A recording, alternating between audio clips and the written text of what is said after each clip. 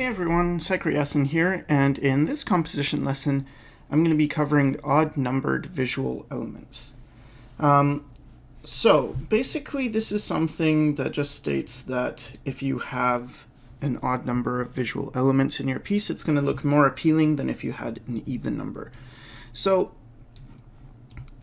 let's bring out a tree here, and if I just have one tree, it looks fine, wherever I put it,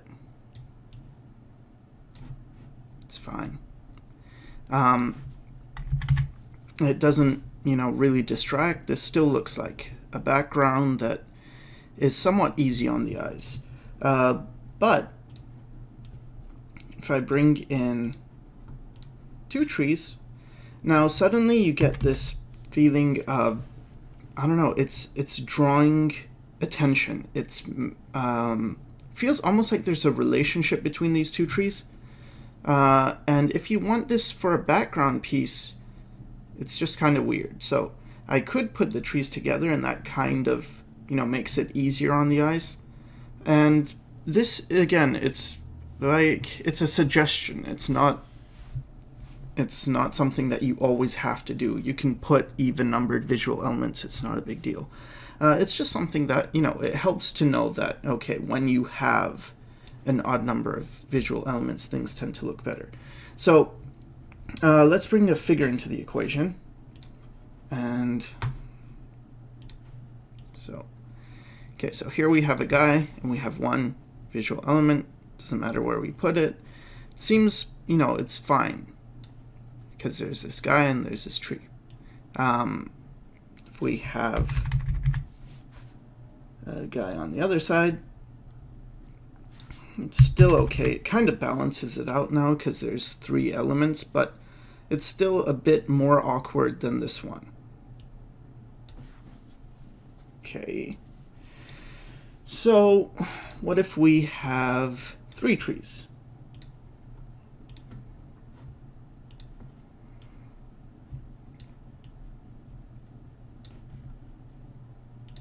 Well, that's going to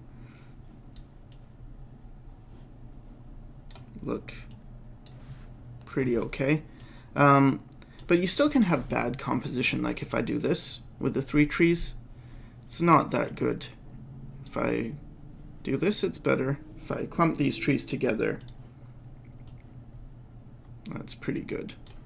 Especially if, okay, so looking at the heights, if I do something like this, where this is the biggest tree, and then, like that, it's kind of distracting. But if you vary it, so you would put, the middle in between, then it's less distracting. And here, if I have more trees, like 4 trees, then it's more distracting than this one. So odd numbers, just for whatever reason, tend to be easier on the eyes when you have an odd number of elements. And I mean, this is pretty unnatural. Let's say I have this composition though with 4 trees. The reason I think these rules, you don't have to pay too much attention to them, is because if I do something like this and I put this tree here and then maybe these trees together on one side, now it's somewhat balanced again. So it's just your arrangement of things. And let's bring a figure back. So if I have one figure, it's fine. If I have 2 figures, it's kind of strange now.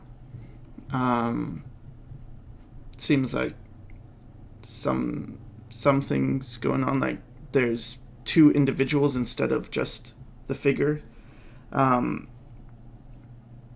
Let's bring one figure here. And so now we have 2 figures again. But now we have 3 figures, and it becomes a group again. So when there's 1, it's just an individual, it's fine. When there's 2, there's almost tension to it. When there's 3, it's fine again.